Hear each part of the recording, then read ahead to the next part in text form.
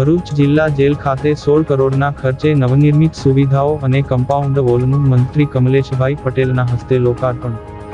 ભરૂચ જિલ્લા જેલ ખાતે આશરે 16 કરોડ રૂપિયાના ખર્ચે નવનિર્મિત વિવિધ આધુનિક સુવિધાઓ અને કમ્પાઉન્ડ વોલનું રાજ્યકક્ષાના મંત્રી કમલેશભાઈ પટેલના હસ્તે લોકાર્પણ કરવામાં આવ્યું હતું। ગુજરાત રાજ્ય પોલીસ આવાસ નિગમ લિમિટેડ દ્વારા નિર્માણ પામેલા આ પ્રકલ્પો જેલ તંત્રની કાર્યક્ષમતા વધારવા સાથે કેદીઓના સુધારાત્મક અભિગમમાં મહત્વપૂર્ણ ભૂમિકા ભજવશે। કાર્યક્રમની શરૂઆતમાં મંત્રીએ શાસ્ત્રોક્ત વિધિથી દીપ પ્રાગટ્ય કરી અને તકતીનું અનાવરણ કરીને તમામ નવનિર્મિત બાંધકામોને જેલ પ્રશાસન માટે ખુલ્લા મૂક્યા હતા। આ પ્રસંગે જળ સંપત્તિ અને પાણી પુરવઠા વિભાગના રાજ્યકક્ષાના મંત્રી ઈશ્વર પટેલની ખાસ ઉપસ્થિતિ રહી હતી।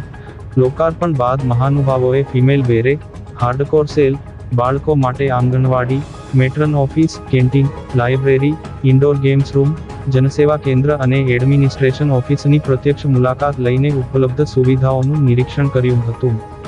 આ ઉપરાંત સુરક્ષા અને વ્યવસ્થાપનની દ્રષ્ટિએ અત્યંત મહત્વપૂર્ણ એવા ફ્લેગ પોસ્ટ, સંત્રી box, guard room, kitchen dining સુવિધા ધરાવતી SRP બેરેક તેમજ જેલની સમગ્ર 8 એકર જમીન ફરતે નવનિર્માણ પામેલી મજબૂત કમ્પાઉન્ડ વોલનું પણ લોકાર્પણ કરાયું હતું। રાજ્ય સરકાર જેલોના આધુનિકીકરણની સાથે સુધારાત્મક અભિગમ અપનાવીને યોગ્ય વ્યવસ્થાઓ પૂરી પાડવા માટે કટિબદ્ધ છે તેમ આ પ્રસંગે જણાવવામાં આવ્યું હતું।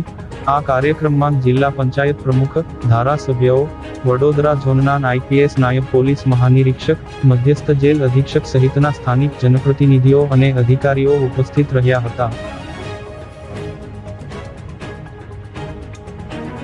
ગુજરાતના માનનીય મુખ્યમંત્રી ભૂપેન્દ્રભાઈ પટેલ સાહેબ અને નાયબ મુખ્યમંત્રી હર્ષભાઈ સંઘવી સાહેબની નિશ્રામાં જેલોના બિનરેણાક મકાનો એટલે કે જેલોના નવીનીકરણ માટેની જે ઝુંબેશ ચાલે છે એના ભાગરૂપે આજ રોજ ભરૂચ જેલના મહિલા બેરેકના લોકાર્પણનો પ્રસંગ હતો આજે, અને તેની સાથે સાથે હાર્ડકોર બેરેક, લાઇબ્રેરી, આંગણવાડી, કેન્ટીનના લોકાર્પણ પ્રસંગે આજે ઉપસ્થિત રહેવાનું થયું।